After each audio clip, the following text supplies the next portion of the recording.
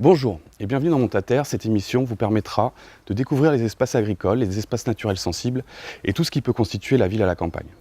Aujourd'hui, nous allons à la rencontre de Monsieur Roussillon, le seul agriculteur de Montaterre qui va nous faire découvrir son exploitation. Monsieur Roussillon, bonjour. Bonjour. Vous allez bien? Ça va. Bon, alors expliquez-nous un petit peu, depuis combien de temps votre famille est installée sur Montaterre? Oh, dans les années 1900. 1900. Mon arrière-grand-père. C'était donc une petite exploitation au départ, Ah oui, il n'y au avait départ, pas oui. tout ce qu'il y avait autour là. Ah oui, non. C'était une petite exploitation. Hein. Mhm. Parce qu'il y avait beaucoup d'agriculteurs à Montaterre. Votre arrière-grand-père, votre grand-père, vous-même, ça fait combien de générations à peu près depuis Bah là, au jour d'aujourd'hui, moi je suis la 4e génération, mais mon fils qui suit, c'est la 5e. Ou quand est-ce que vous avez pris la suite de votre père sur l'exploitation? 73 quand je me suis marié. Vous travaillez déjà depuis un certain temps avec votre père, depuis vous avez 14 appris ans. Depuis 14 ans. Depuis hein. 14 ans, ouais. Donc vous avez vraiment appris le métier, Ouais. on va dire, Sur le tas. sur le tas, quoi. J'ai juste fait deux années d'école d'agriculture, et encore l'hiver seulement. Alors comment les techniques ont évolué pour vous dans le temps, à partir donc de 74? C'est quoi, on va dire, les grandes étapes qui ont modifié le travail pour vous? Bah, la mécanisation, hein. Mhm. Puis l'agriculture intensive. Bon, moi je vais vous proposer qu'on fasse un petit tour de vos installations pour que vous nous en disiez un petit peu plus. Ouais. On y va? C'est parti? On y va. Ouais, donc c'était des carrières qui étaient exploitées Avant, derrière dans les années 1900, ouais, c'était extrait à la main. à la main. Wow. À la main. Ouais, c'est vrai que ça fait un sacré truc sympa, quoi. Mais t'as qu'une entrée. Il n'y a qu'une entrée. Il n'y a qu'une entrée. Parce que c'est vrai, après, si tu veux le réaménager... Donc pendant la guerre, les gens ils venaient dormir là. Quand il y avait des bombardements.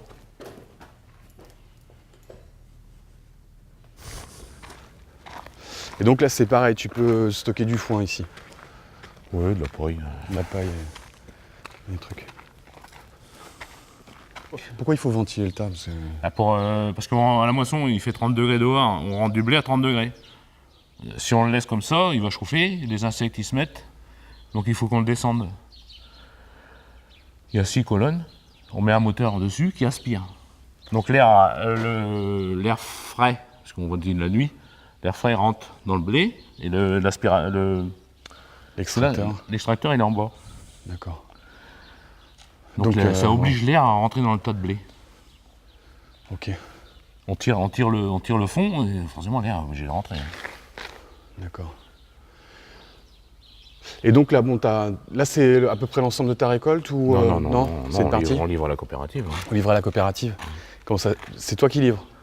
C'est-à-dire que tu prends ton Manitou, tu charges ton camion, Non, la moissonneuse-batteuse, on emplit les remorques ils vont à la coopérative. D'accord, Mais le soir, la coopérative est fermée, on vide l'eau. d'accord. Ouais, c'est sur les dernières... Les dernières remorques le Les soir. dernières remorques le soir que tu viens vider ici. Donc là, c'est ton hangar à machine, on va dire? Ouais. Qu'est-ce que tu as comme machine à peu près et à quoi elles te servent essentiellement? Bah, il y a 5 tracteurs. 5 tracteurs, ils ont tous la même fonction ou tu les as Ah serrés? non, chacun a sa fonction. Hein. Ouais. Il y a des plus gros ou plus petits. Hein. Bonjour.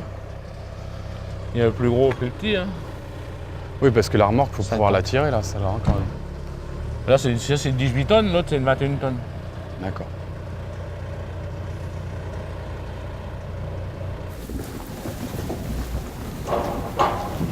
Tu leur fais peur, Joy?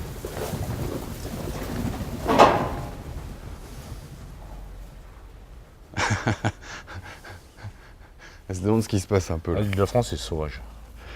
Ah oui? C'est la race ça? C'est la race Île de France. D'accord. C'est un peu sauvage. L'agnelage, c'est énormément de travail. Ouais. Là, c'est rien du tout. Hein. C'est pas de travail. Là. Mettre à manger un petit peu au matin, un peu de foin le soir. Et au moment des agnelages, au moment des agnelages, il faut être présent. Ouais. S'il y a une patate de travers, il sort pas, il meurt. Il faut le faire téter. Il faut. Jérôme, il essaye de grouper. Au moment de l'agnelage, il perd 5 kilos. Ah ouais, quand même. Ah oui.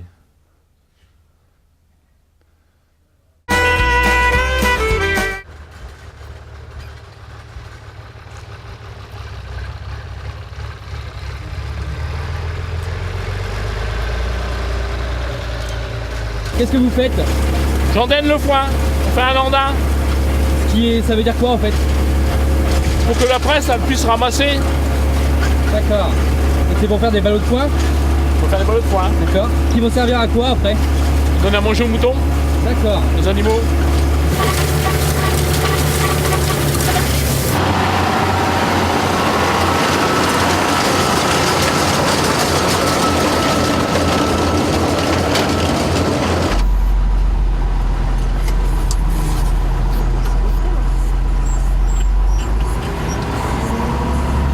Stéphanie Roussillon et donc je suis jeune agricultrice. Donc en fait je me suis installée cette année réellement sur la société avec mon mari. Donc je suis co-gérante de l'ARL du Chemin Blanc et c'est une exploitation avec des ovins et 320 hectares de culture en fait. Alors là en fait on est en train de faire le foin qui va servir à l'alimentation des 76 moutons présents sur l'exploitation. Et entre autres, c'est la deuxième coupe en fait, et que l'on fait en boule pour le côté pratique et l'utilisation au niveau de nos bâtiments agricoles. Parce qu'en fait, il y a différentes formes, ça peut être en boule, en petit ballot ou rectangulaire, mais nous on utilise en boule en fait. Je suis issue du milieu agricole, je suis du Nord.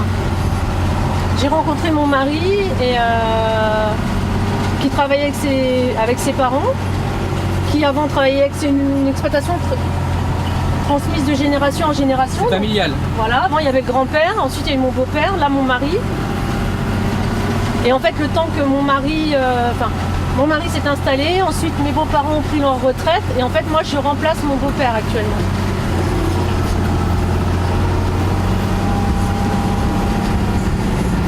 J'ai un diplôme d'ingénieur en agriculture.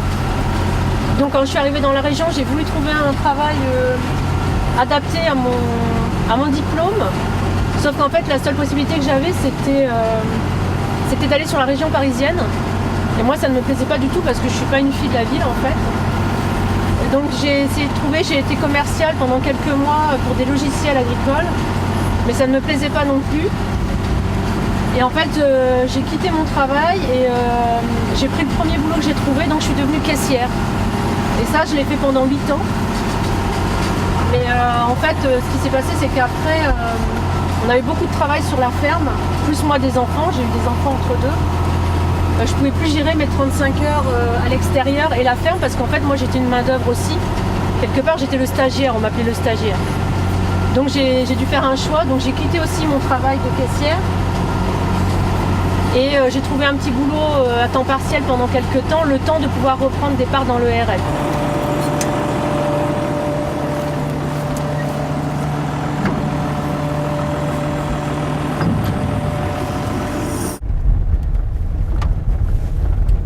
Elle est pas bonne la route là. C'est les chemins de plaine.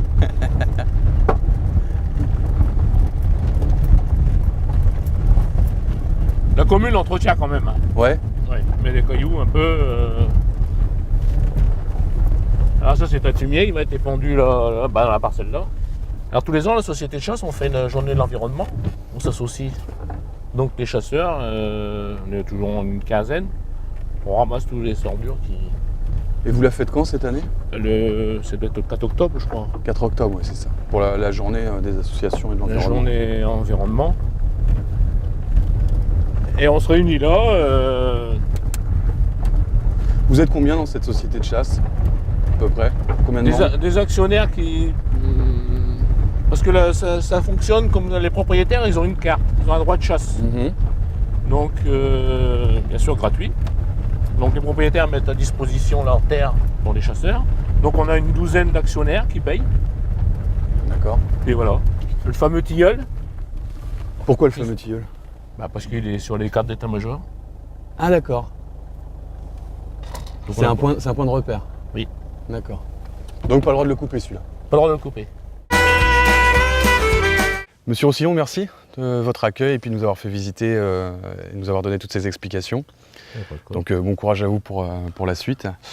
Et quant à nous, on se retrouve très bientôt pour un nouveau numéro de Monte-à-Terre et sûrement une visite du parc urbain du Prieuré où on vous emmènera visiter ce très bel équipement.